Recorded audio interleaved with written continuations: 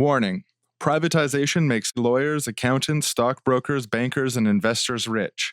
They then make contributions to their benefactor's party, give jobs to defeated or retiring candidates, enrich the private lives of politicians with travel and entertainment, and in certain cases, fill their on- or offshore bank accounts. The basic needs of the populace cannot be entrusted to the linear and short-term needs of private investors. That's John Ralston Saul in The Doubter's Companion. Oh man, politics are bad news. Get them fixed.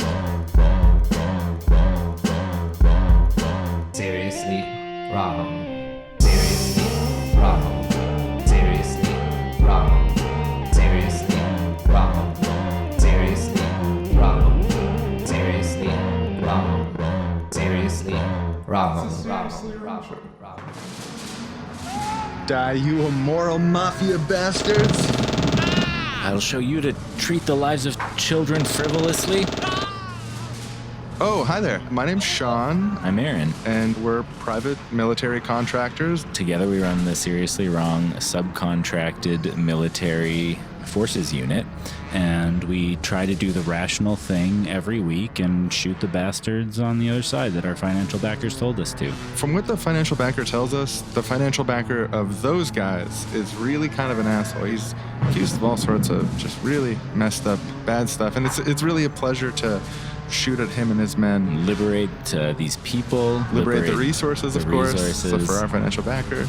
And the best part is it's totally private and efficient. No bloat, no government waste. Our private military unit is top of the line. Die, you bastards! I never get tired of that. You know what I never get tired of is the sight of blood when the bullets that we shoot out of our guns tear open the flesh of the enemy. Oh yeah, the best. Hey, do you mind holding down the fort and shooting at these mafia bastards while I go check the mail service? It'll probably be a while before their backup arrives, so I can definitely hold down the fort here. I've just been waiting on a return letter from my sweet Darlene for so long. Oh, yeah, I know you have. You mentioned it a lot. Hopefully it came. I hope for Me too, your yeah. emotional well-being. I've just been shipped out to private war for so long. I miss her. Oh my God, the letter's here. Darlene, I've missed you so much. Unfold the paper. My dearest, I've missed you ever so much since that last night we were together, and I hold its memory in my heart, waiting for your return. I wanted to let you know that little Billy has been enjoying his karate lessons, and Samantha aced her spelling bee last week. I've also been thinking a lot about you and thinking a lot about how, unlike the Pentagon or the CIA, private military companies do not report to Congress, thus circumventing any democratic accountability. And they're also not subject to Freedom of Information Act requests. I've been burning with the need to tell you that no international laws exist to regulate or limit the scope of mercenary activity.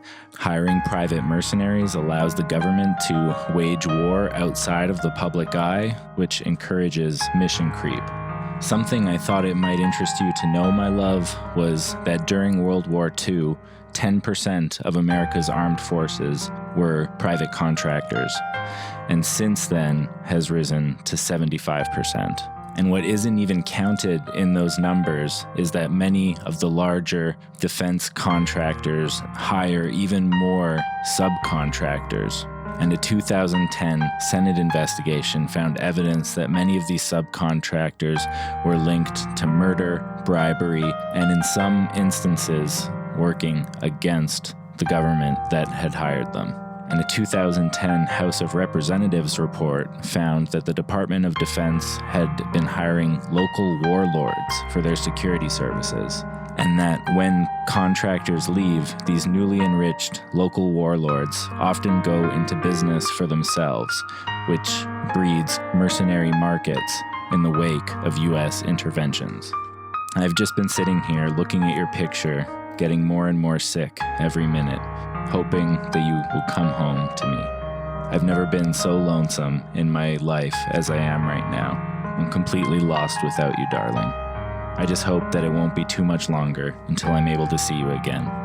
Your wife, Darlene. I'm so glad she's thinking of me. Darlene. Well, back to the fight. Oh, hey, did you get your letter? I did, yeah. It was really thoughtful stuff. So good to hear from her. You amoral fuckers! You don't deserve to live.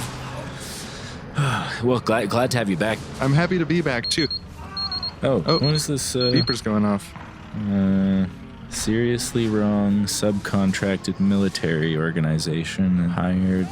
Oh, looks like our financial backers dropped us, and we're actually now being financially backed by the guys on the other side there. Oh, okay. Switching warlords. Efficient. Well, you just got a pay rise. I feel good about that. It's rational. And now we just walk across the field. Hey, no, don't worry. No, we're joining your side. We're joining your side. Look, we'll kill our old, the other subcontractors. Die, you bastards. You amoral scum. Yeah, see, we're on your side. You understand. Private war. Yes, you're all subcontractors, too. Yeah, great to be on the team. Thanks. Yeah, thanks. What a warm welcome. You know what? I just learned today. We don't have to report any of this to Congress. It's incredible. Can you imagine if we let those bureaucratic middlemen here? Oh, it would be the worst. You know, what a great world we live in. Congress has the approval rating of what? A rotten tuna sandwich? we need to get their accountability? No thanks. So true. This episode of Seriously Wrong is brought to you by the people who donate to Seriously Wrong.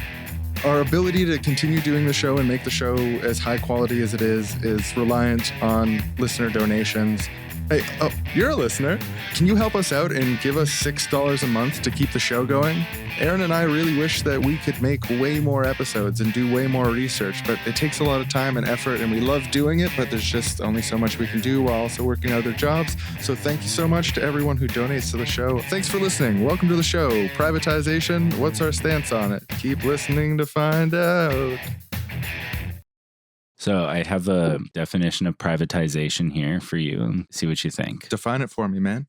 Privatization is when government-controlled monopolies that have no accountability and no reason to care about efficiency or turning a profit are sold to private sector entrepreneurs who have to then compete in an open market. That makes the products that they sell more efficient. They search for ways to offer better services at cheaper prices to increase their market share and increase profits, creating benefit for everyone because the government makes money on the sale, the consumers end up with a cheaper, better product, and the companies make money, and basically everything is better. So yeah, not only do you get the short-term cash injection of selling public assets at a rate that someone's determined will be profitable to them in the future, you'll also get the added benefit of increased economic growth, efficiency.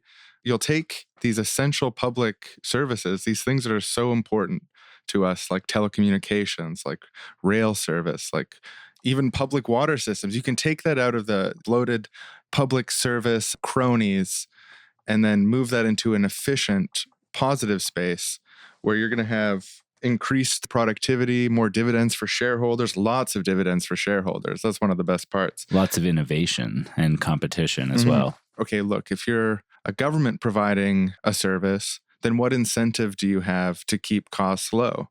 What incentive do you have, if it's a monopoly, to make sure that the customer is happy? If it's privatized, then you get the incentives. Yeah, incentives completely disappear when a government runs something because governments don't care about budget. They have unlimited budget. They can just point a gun at people, get more budget. Money grubbers by nature. They don't care about providing a good service because what choice do you have? When a private company runs something, you have lots of choice all of a sudden.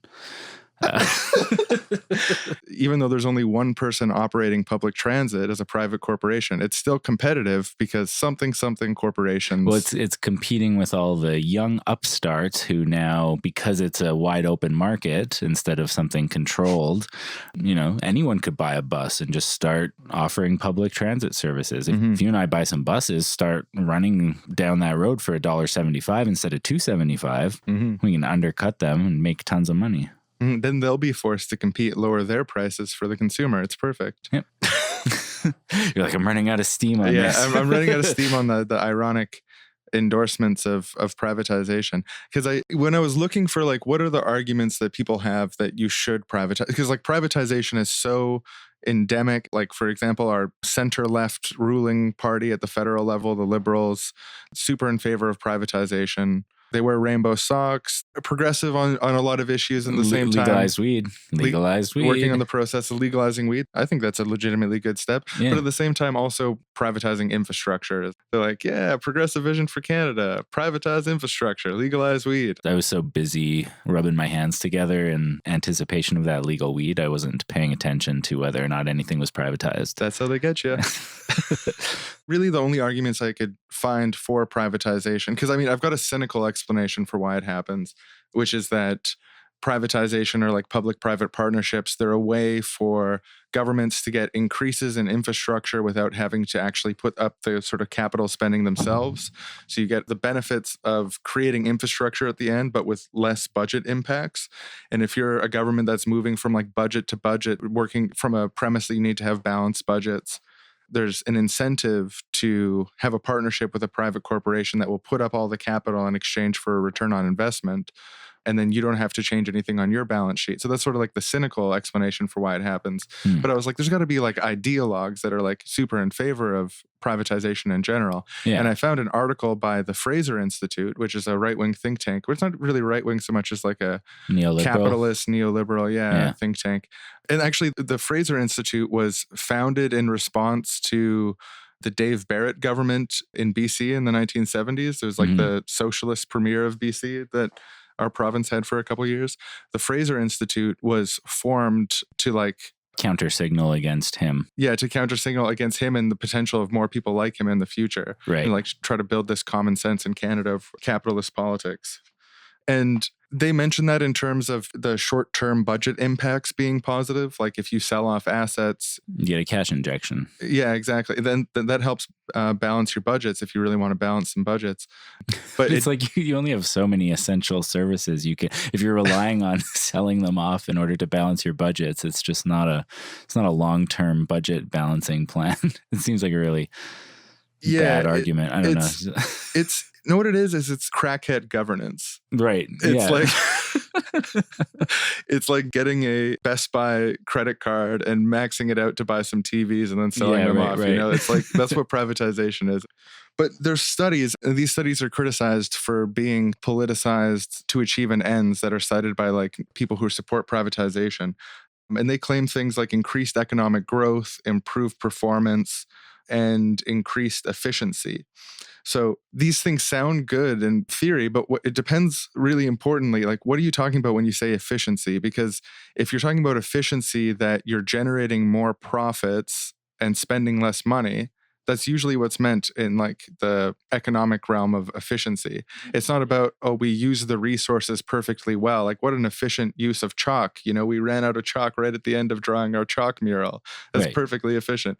That's not what's meant by sort of capitalist efficiency. Capitalist efficiency is spending as little money as possible to achieve the maximum profit possible. It has absolutely no reflection embedded in that of the quality of service or the customer experience or anything like that, except for the continued profitability of it, which is always taken as a sign of consent. Yeah, well, it's like, I wouldn't say there's zero relationship between those two things, but it's a very tenuous and not perfectly correlated relationship. Like obviously if you provide the worst possible service and like if you charge $1 million for a train ride where people pee all over each other, of course nobody's going to pay for that and your business will crash and you won't make any more profits. So like the worst possible inefficient train bus service or whatever, yes, isn't going to make any profits, but it's definitely not maximizing for, like people treat them as if they're synonymous, and it's definitely far from synonymous. Let's say there's more than one competing privatized train line. It costs $1 million, and when you go on it, you get peed on by a bunch of guys. Yeah.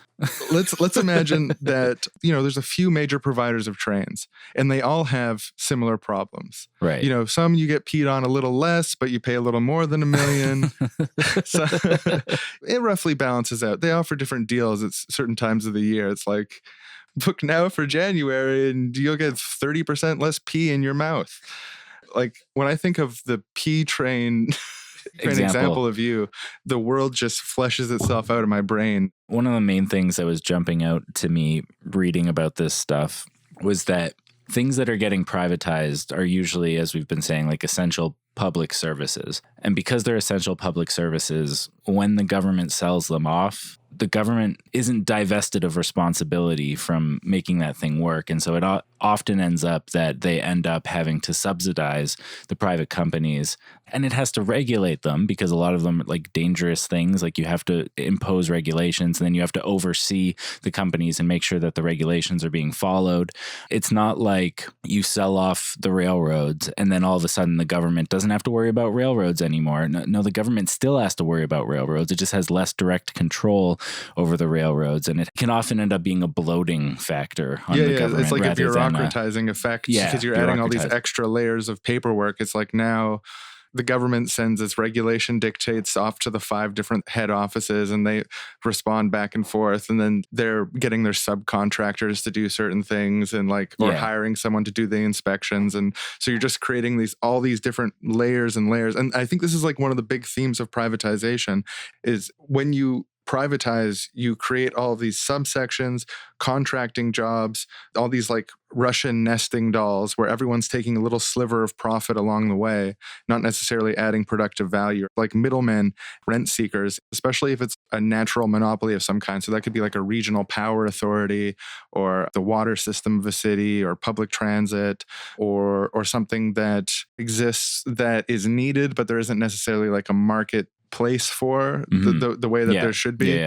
Schools and hospitals, ideally, where the level of service people need at a price they actually can pay is inevitably going to have to be subsidized if you want to have any sort of like social equity and guaranteed basic outcomes for people.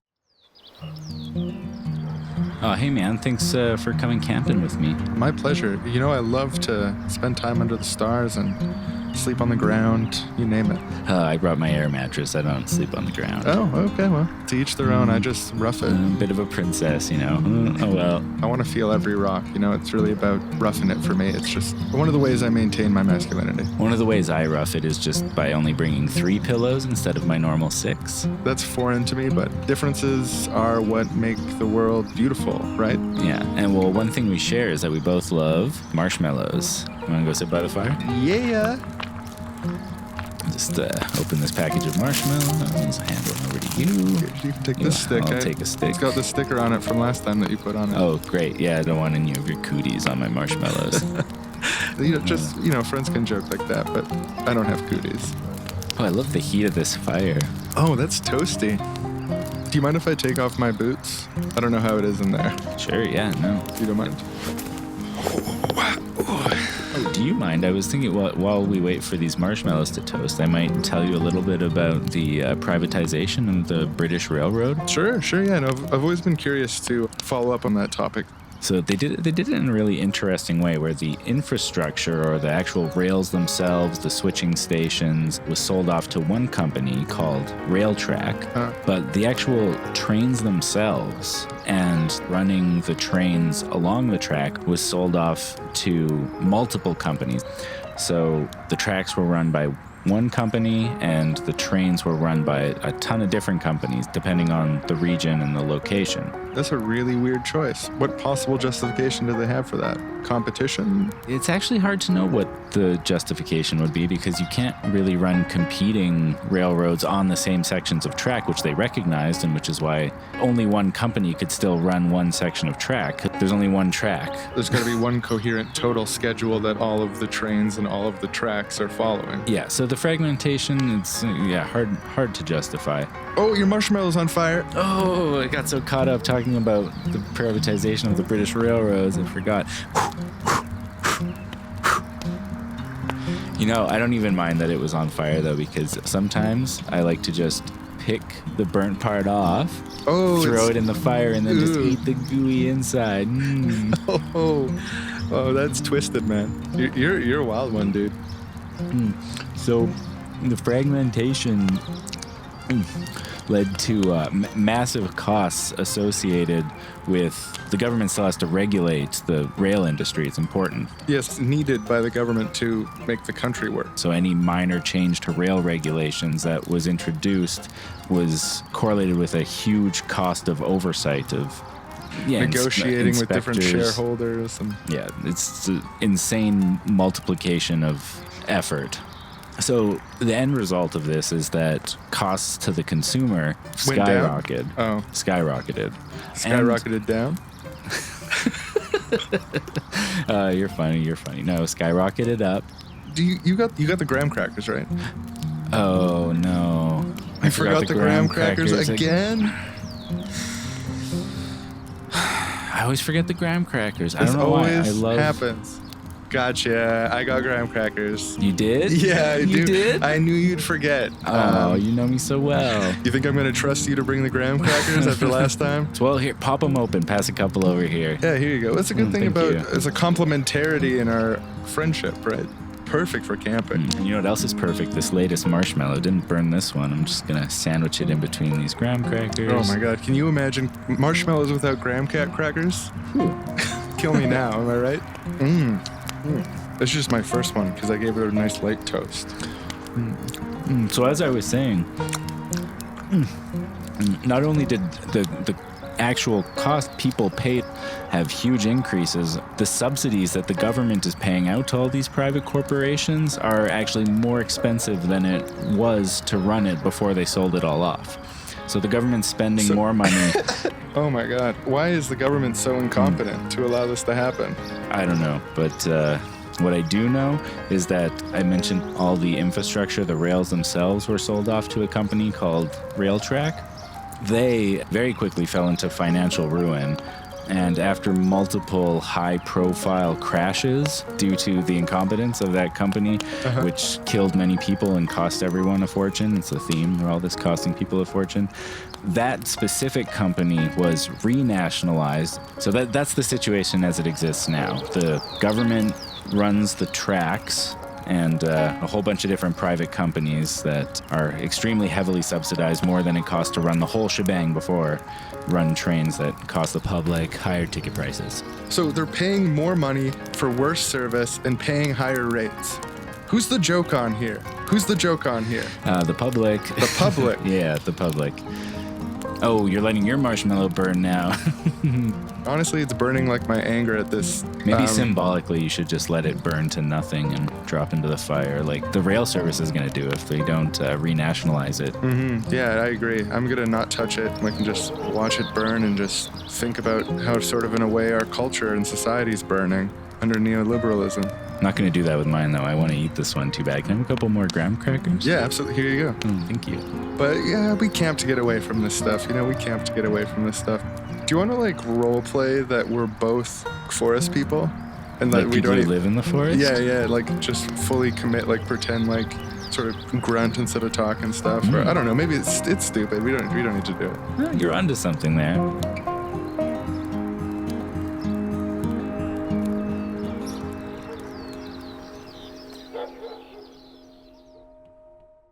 And now it's time for the Seriously Wrong Book Club.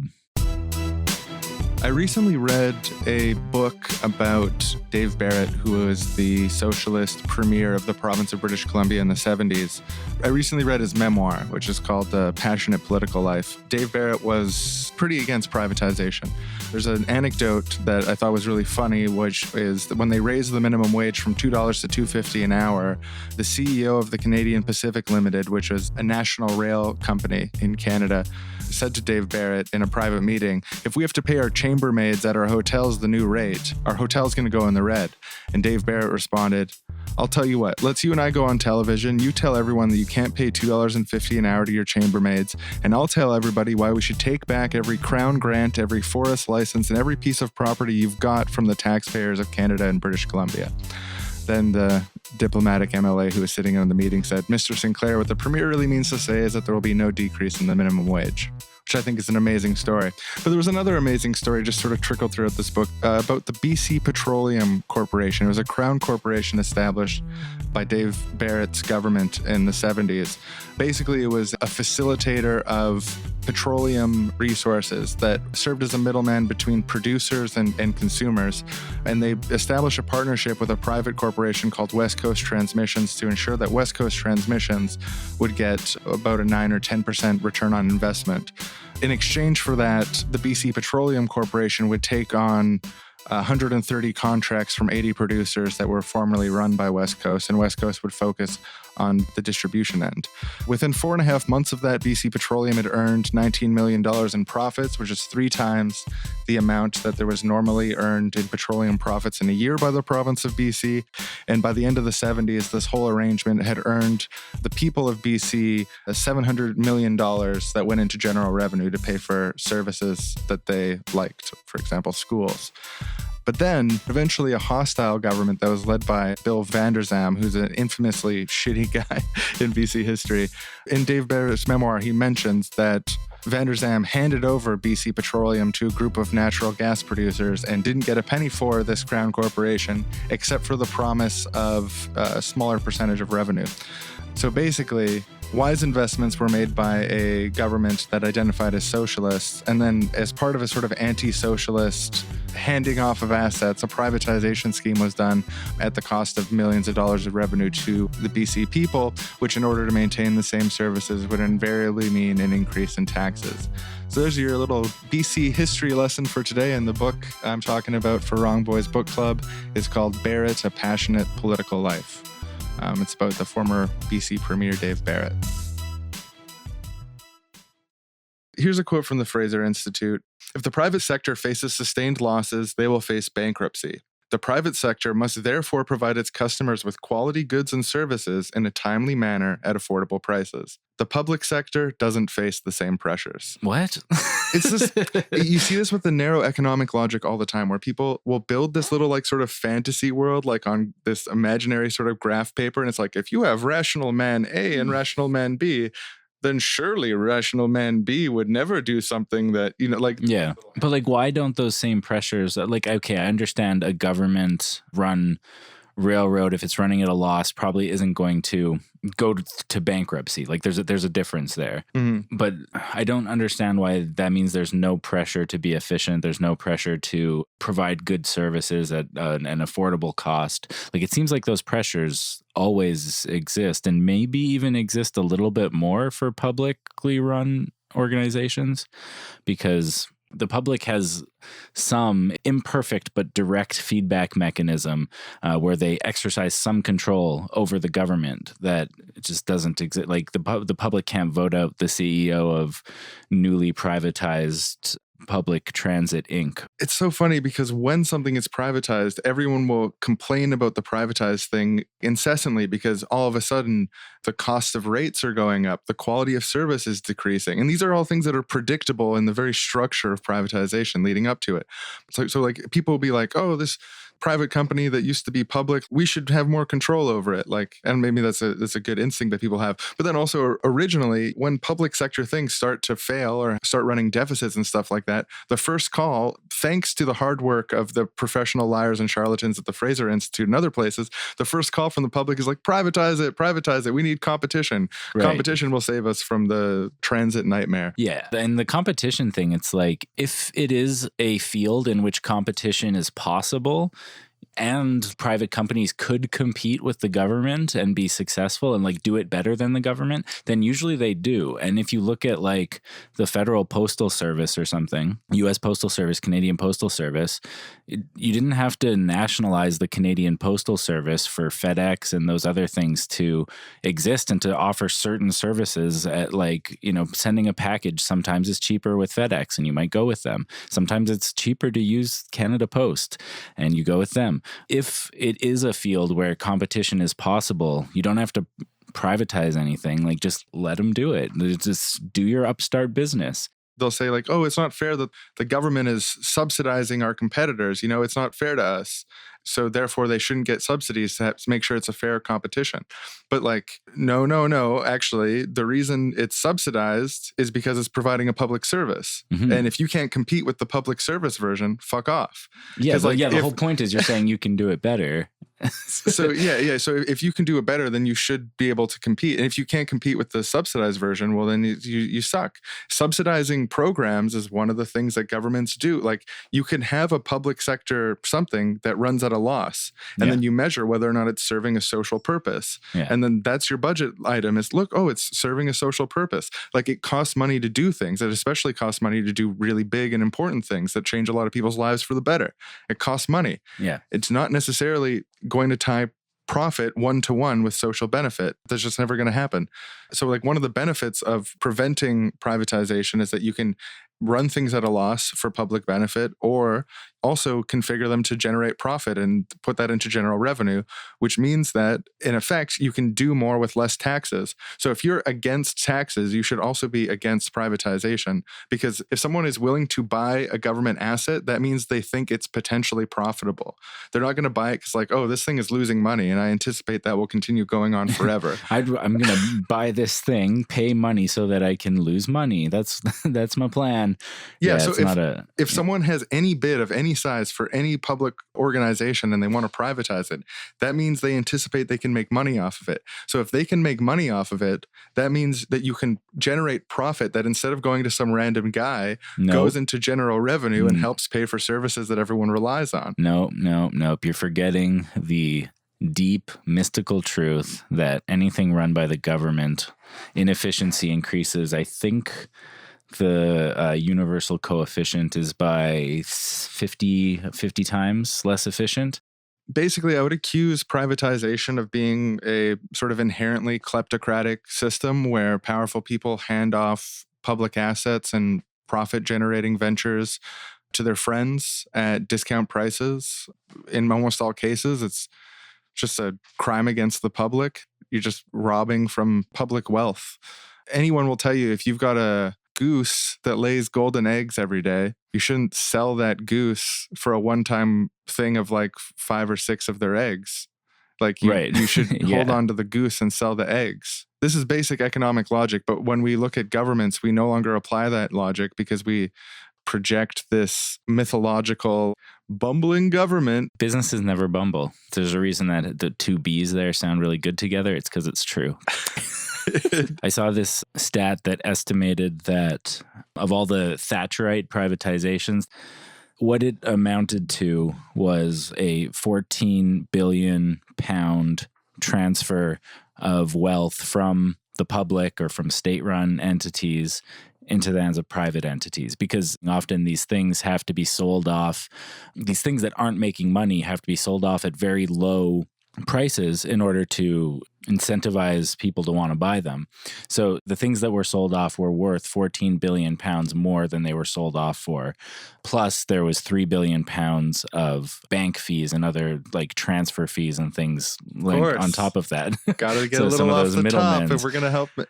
This privatization stuff. So all this going to need a sliver of that tax revenue. This sleek government budget, wonderful privatization, just like basically immediately cost, not in terms of budget, but in terms of wealth held by the state, cost the state of Britain 17 billion pounds. Whew, what a benefit. What a benefit to the people. Thanks, Thatcher. You're a real economic superstar. I get a golden goose egg every single day, and I can sell that for $500 every day for the rest of our government. But this guy just offered me $2,000 for the goose now. On my weekly budget? That looks great. Like last week, I only had 7 eggs. This week, I'm very proud to say we're running a healthy surplus of $215 this week. And it all comes down to our very good economics that makes us geniuses. Here's another example like that. CN Rail, it's one of the largest rail systems in North America. It goes through the United States and Canada. It was facing economic hard times. It was a private corporation in Canada. And in 1919, it was running a $1.3 billion deficit, but it was running a service that was really important to Canada. So the Canadian government nationalized them, paid off their debt, which $1.3 billion in 1919, in 2017 dollars, that's almost $17 billion that they bailed them out because it was an essential service. Right. Flash forward, go through a couple decades. Well, it's time to privatize. How much money do you think we got for it? 1995, Let's see. in between 1992 and 1995. $80 billion. $80 billion? Yeah. Well, that would be really great. If we had paid $17 billion, run it for 70 years, and then sold it off for $80 billion, well, we would have made a profit of $63 billion. That would be really great. Yeah. We didn't do that. Oh, okay. So maybe just 17 billion. We just recouped the losses. We made 17 billion. No. Unfortunately, it was actually much, much low, maybe even criminally low, at a mere $1.9 billion in 1995 money, which in 2017 dollars is $2.8 billion. So we paid $16.9 billion, ran it, fixed the problems with it, ran it for 70 years, and then sold it for a little under $3 billion. Economic genius at work, folks. Maybe there's really something to these governments being fucking stupid with money thing. It's true. Let's just privatize the whole government. That absurdity that you just pointed out, like, it's like the genius of the fucking Fraser Institute consensus they created, right? Is that when public and private mingle and private gets a really good deal and public really gets fucked over, it's just more proof of the theory that private business is smart and government is dumb. But there's self-interest for the politicians to do this because they get the short-term budget impacts of being able to say, like, I had a balanced budget this year and we didn't have to cut services. Like, all we had to do was make all of our profitable sectors in the hands of people who are going to pay really small taxes and hide most of it in offshore tax shelters. Economic genius. La, la, la, la, la. And then his political party gets all these donations from fucking millionaires that his privatization deal created. I'm on to you guys. Okay, little Jeffy, it's time for story time. Okay, teacher. Would you tell me the story about privatization in post-Soviet Russia again? Again, Jeffy? I love that one. I told you this story. All right, okay. Just because you've been doing so well on your various tests and measurements. Thank you, teacher. Okay, Jeffy. So, following the fall of the Soviet Union, Russia instituted a voucher system to privatize assets in energy, finances, and industry.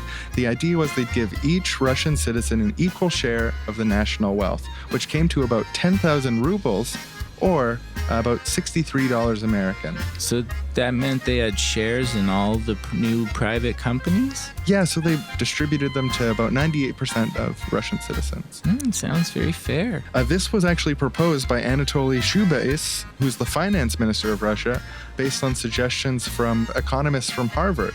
You know, some people allege that the voucher system wasn't perfect and that some people got more vouchers than others and there was some sort of insider dealing. But it's more commonly accepted that because most of the recipients were poor and desperate and needed money, they sold off their vouchers to people who already had money. So people who had made money one way or another would be able to buy a bunch of vouchers and then take control of these private corporations. Does that make sense? That it was distributed to everyone, but because they were poor and desperate and didn't have a lot of economic education, they liquidated their assets right away because there was short-term financial gain there, even though for each individual citizen it would make more sense to hold on to their assets. Yeah, teacher, that makes sense. Poor Russians. I wish they'd had more education like I'm getting right now. Oh, me too, Jeffy. You know, the finance minister actually earned the nickname the most hated man in Russia. And the mayor of Moscow said, the finance minister and his youth squad is giving away state property like a drunk selling everything in the house. That's a historical quote, Jeffy. Oh, wow. And, to summarize how it ended up, to quote Seamus Millen in The Guardian, these privatizations ushered in the most cataclysmic peacetime economic collapse of an industrial country in history. It brought in its wake mass pauperization and unemployment, wild extremes of inequality, rampant crime, virulent anti-Semitism and ethnic violence, legalized gangsterism, and precipitous looting of private assets. In 1989, the amount of people below the poverty line in Russia was 14 million, and by 1998, it was 147 million. So that's why it's no surprise that in 2001, 85% of Russians say they regret the dissolution of the Soviet Union. Isn't that interesting, Jeffy? The privatization increased poverty by a factor of 10 times? That's not going to happen here, is it, teacher? Oh, no. The privatization we do in North America is much more efficient than that, and it really works. Well, I'm not going to be 10 times poverty? No. And I mean, we are moving to privatize the school. I mean, we got to balance the budget somehow. and it's different here. Okay, teacher. Can't wait. Okay, well, go run and play now. Don't think about the adult things too much. I love running and playing. So which things do you think we should privatize entirely? The schools? I would definitely start by privatizing schools. I would then move on to privatize all hospitals. And then at the Ooh. end, I would move on to privatize everything in the commons. So land, air, water, roads. I'd love to also privatize firemen and obviously The police. And the military. But like actually privatizing schools is probably a really terrible idea. Yeah. I think there's a good principle at work when you're thinking about equity of access for people, regardless of their like financial or social background, to receive a basic education that includes like literacy, mathematics, exposure to art and music and socialization with other children. Like that's so key that children are given that. And I get the critiques of public schools, like when they let kids down. And I think it's absolutely true that like my public school experience wasn't a perfect shining example of glorious, incredible socialism that will ring throughout history. But it is good that even though I was from a low-income family, I was able to access the same standard of education as some of my peers that were from a higher income family. And I think that principle in public schools is really, really essential. Yeah, I mean, like one of the things critics of public schools often criticize is things like standardized tests or just an overall sort of limited range of acceptable types of education. Just like things like school choice. Like I like the idea of school choice. It would be great to have different kinds of schools that parents could choose which ones to send their kids to. You know, they're all providing good education. Like they're all providing basic, decent amount of mathematics, but like maybe offer different learning styles that can be tailored to different children's needs and stuff. There's nothing wrong with having some choice. Yeah, I've read about all sorts of different interesting types of schools, you know, that do things different ways. And I think that principle of choice does not conflict with ensuring a guaranteed basic outcome when it comes to schooling, that students, regardless of their financial circumstances, are always going to be able to reach the same quality of education that other people do. It just creates like a baseline in society that I think is really good and universalist. And I just feel a strong urge to defend it. Yeah, it's just like a lot of the problems with current public schooling systems too also come from, I don't know, certain things just seem like half-assed attempts to like appease privatization people. Things like offering more funding to schools that get better test results. Like, oh, if we incentivize them for better test results for more money, that's kind of like recreating this profit incentive and getting them going. But really what it ends up doing is just like really diverting funds away from where they're needed most, which is the schools that are having the most trouble getting the students to have the best education. Oh, yeah, that is really weird. That's such a good microcosm of how like the whole narrow economic logic thing works. It's like, this guy's rich, give him more money.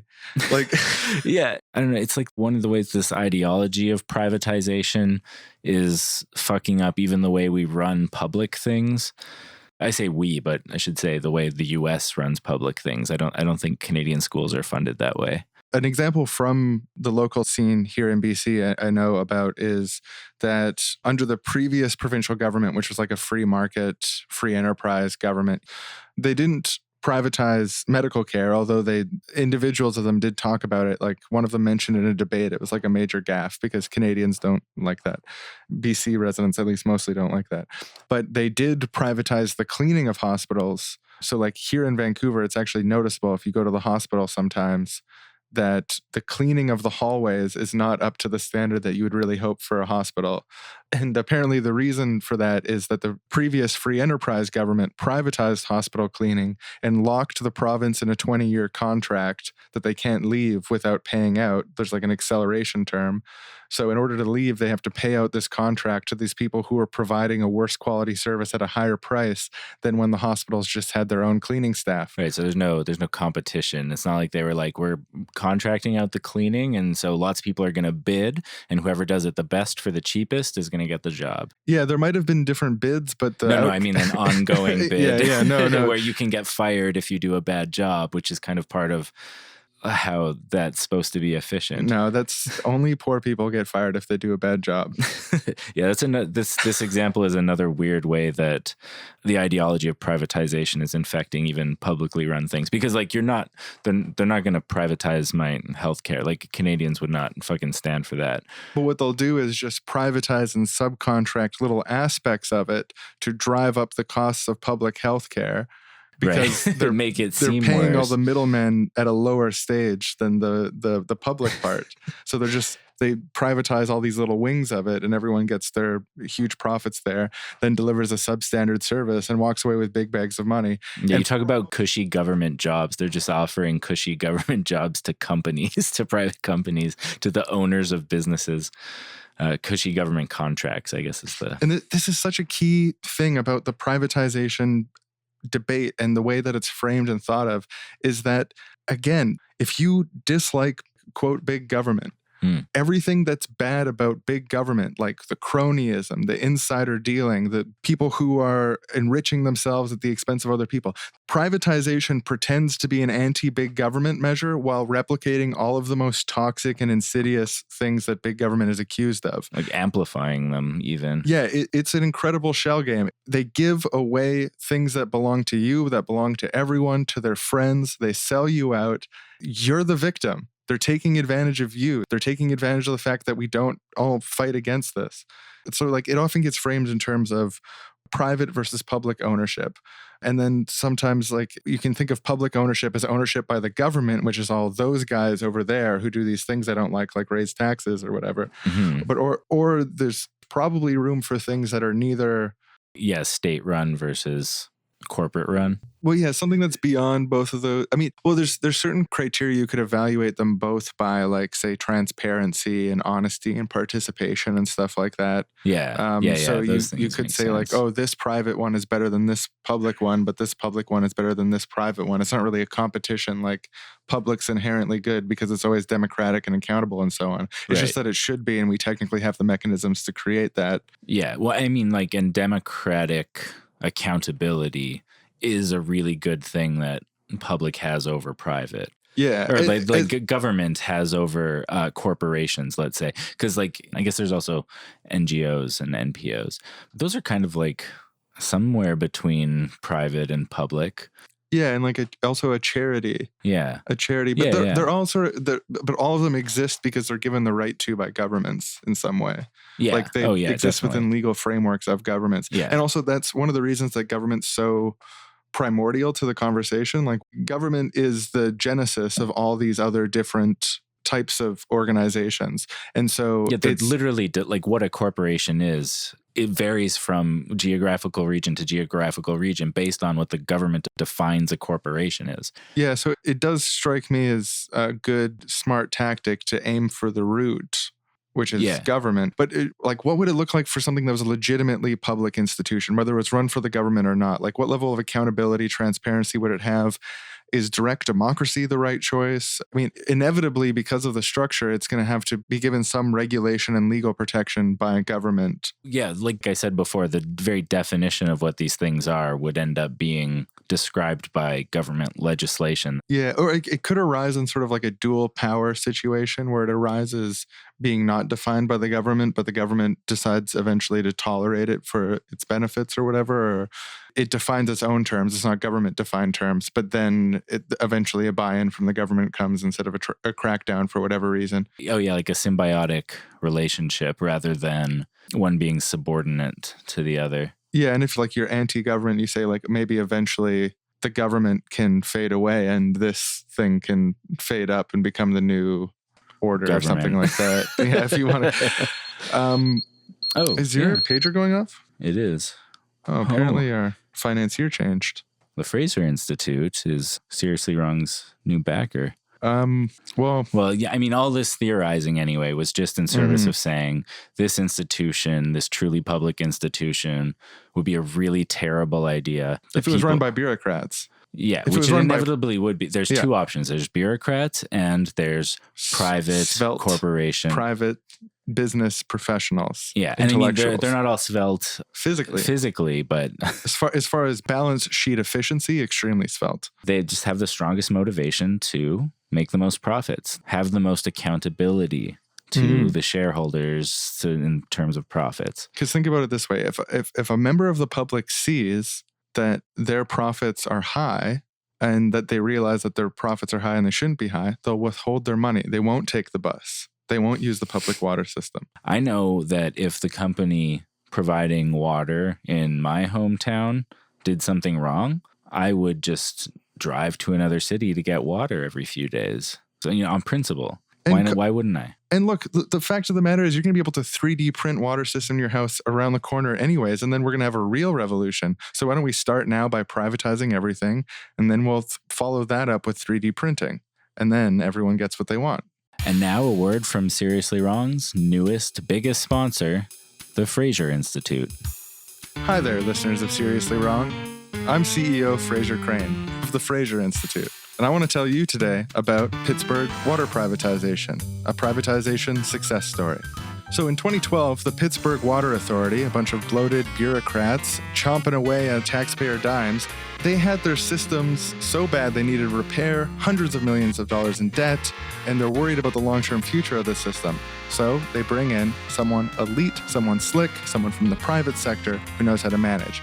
It's a French company named Veolia. That's a multinational corporation with $27 billion in national revenue. That's a lot of customer confidence. That's what you need. The deal that they made was that for every dollar the city of Pittsburgh saved on water, Veolia would get 50 cents. So just mathematically, I want you to think about that for a second. For every dollar they save by making cuts in the way that the water service is delivered, they actually only save 50 cents because 50 cents is going to a middleman called Veolia. By 2015, under Veolia's efficient public sector guidance, they cut the safety and water quality staff in half. They also took soda ash out of the water. That's an anti-corrosive additive that prevents lead pipes from disintegrating in the water. That's government overreach. They replaced it with a cheaper alternative. Technically, the Department of Environmental Protection, those paper pushers over there, were supposed to review this, but they were never informed this happened. In 2015, lead levels in the water were up above federal standards of safety. Uh-oh, whoopsies, what have the bureaucrats done this time? This is widely blamed on the replacement of soda ash and a lack of safety staff. Those bureaucrats pointing fingers again.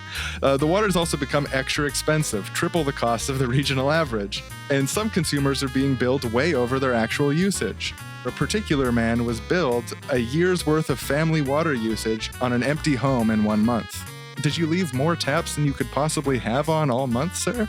Over the course of 4 years, Veolia saved the taxpayers $22 million in cuts. Efficient. And then Veolia was paid $11 million for those cuts. Efficient. And in 2016, Pittsburgh sued Veolia.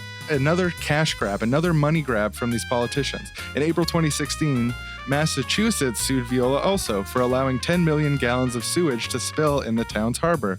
Bureaucrats are the same anywhere you go. Am I right, Veolia folks?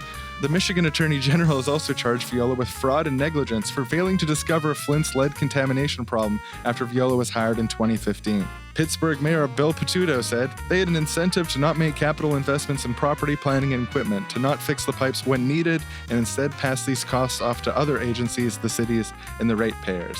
Pittsburgh Water Authority employee put it this way: "They will rape your water company and walk away with money bags." Said Pittsburgh resident Stephanie Lane, "It looks like Dookie water." And so there you have it, folks. Privatization success story. It's an incredible way, and now this is a private tape only for people who are in the privatization industry. It's an incredible way to take a bunch of money from people and make this quality of services worse and the price is higher. And you make money. Thanks for listening.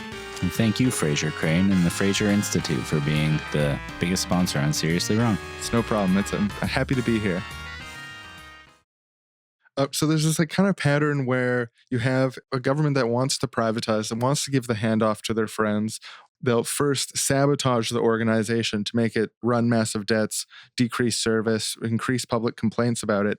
And then they've got a perfect justification to sell it off for a diminished cost to their friends to jack up prices later. And it's like a reoccurring pattern. Do you think they really are that conscious of it, or do they actually just believe that cutting costs on these things is good? It'll force them to be more efficient. If we decrease funding to the schools, they'll be better. Like, I hear people making this argument.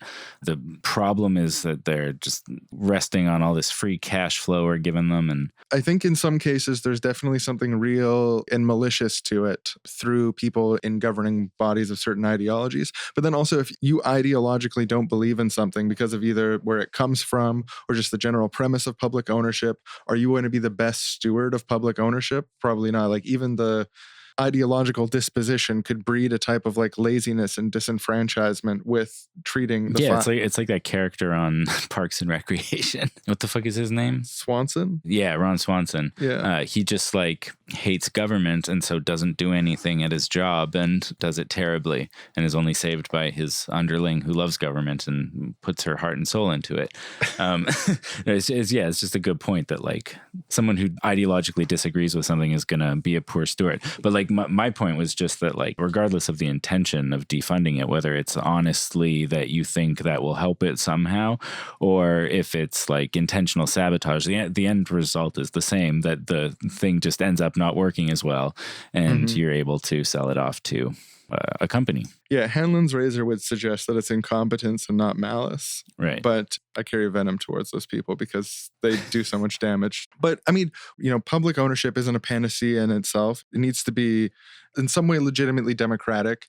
It needs to represent the interests of the people that it serves. You don't want to have a power corporation that overcharges citizens for their power and then undercharges like multinational corporations for their power because of like some trade agreements and stuff.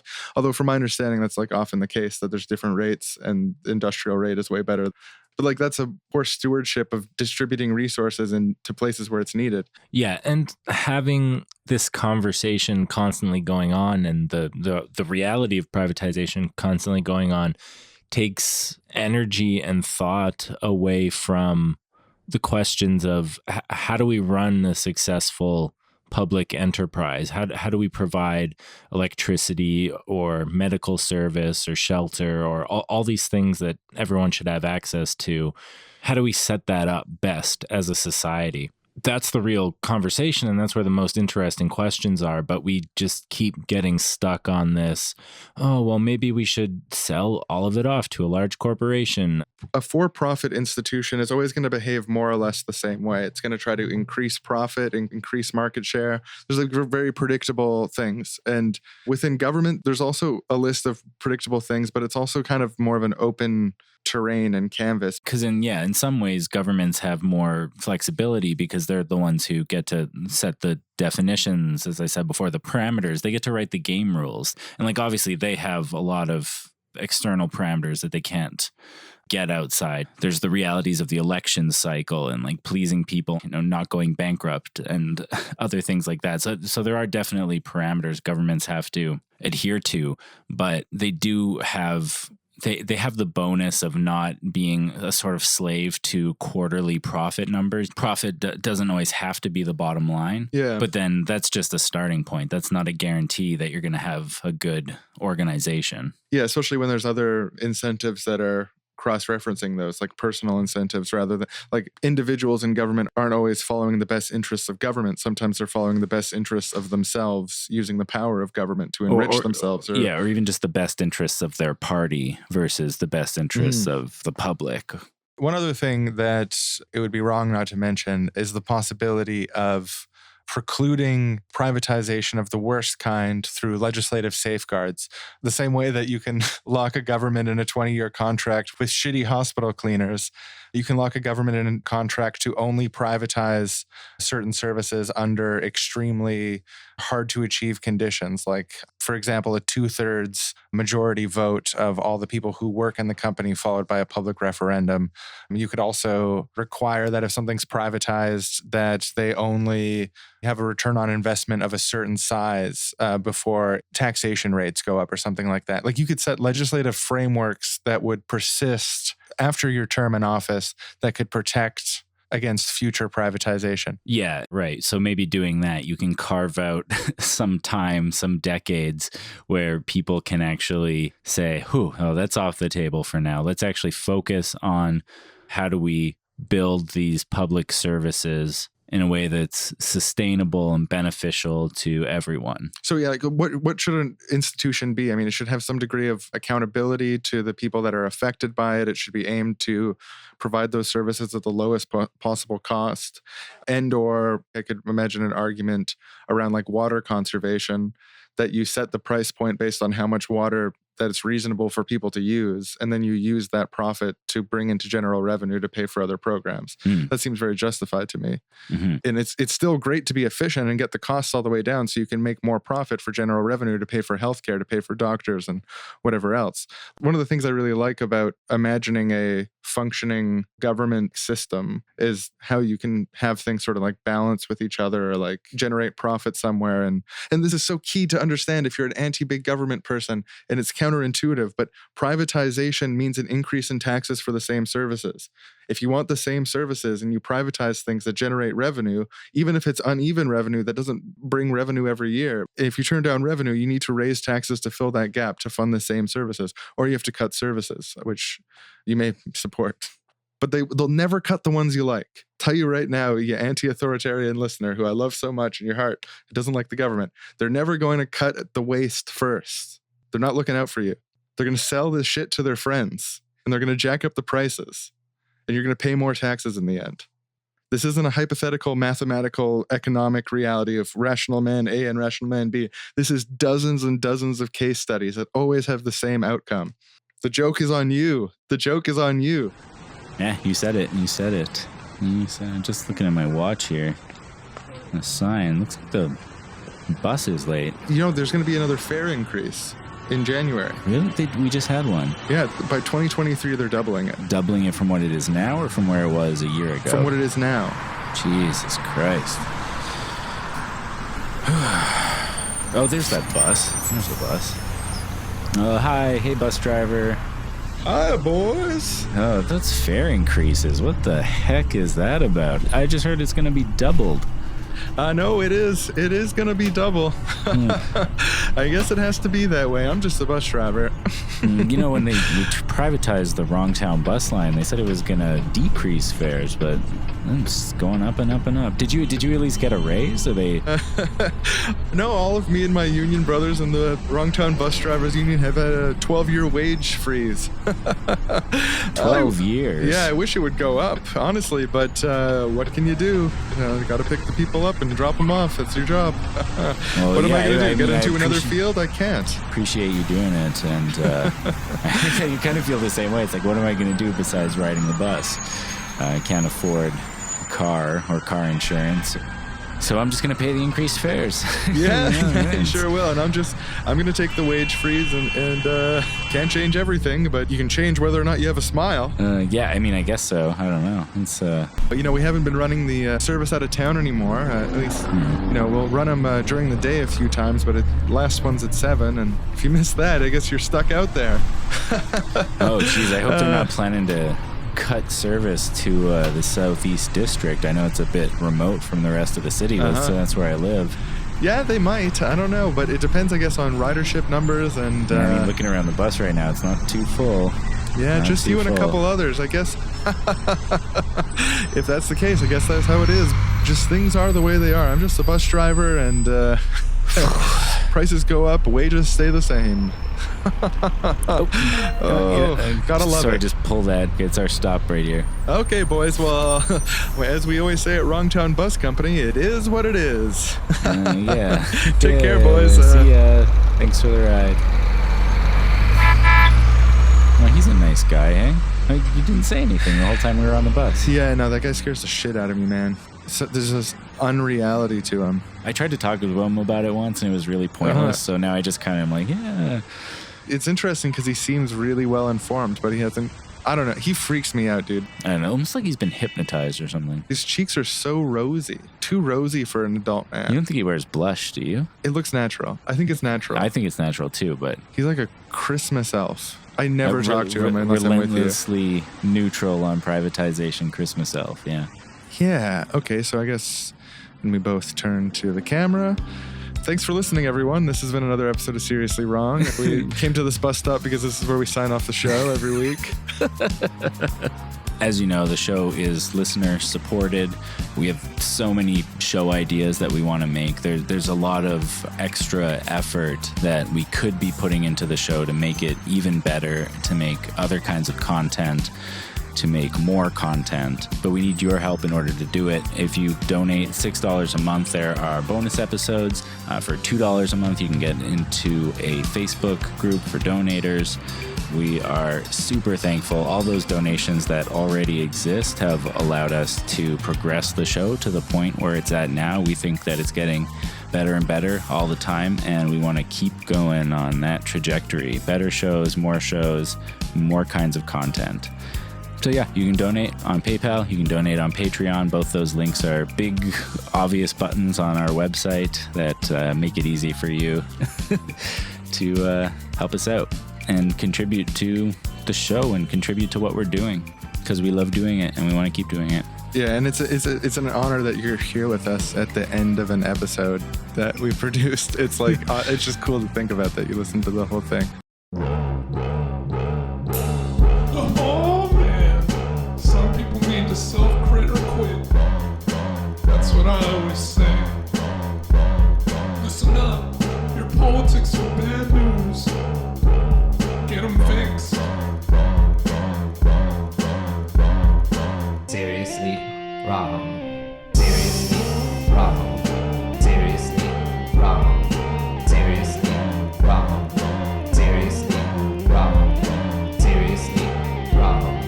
Seriously wrong. Seriously wrong.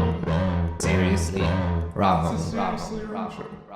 Next time on Seriously Wrong, the new financial backer, David Avocado Wolf.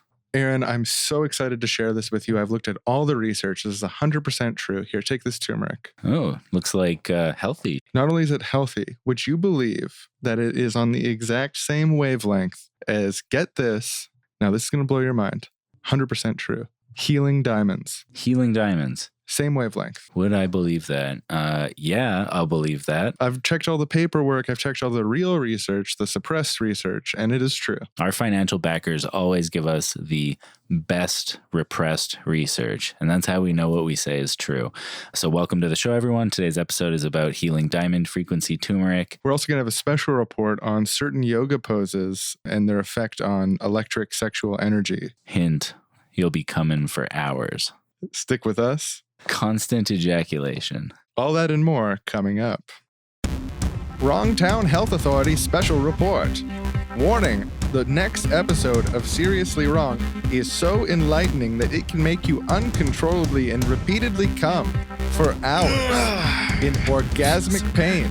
I just wish I could stop ejaculating. Oh, it feels so good. People afflicted with seriously wrong disorder are unable to spend time with their families, unable to go to work. We strongly recommend that you don't tune in to the next episode of Seriously Wrong, because it's extremely dangerous how much it's going to make you come.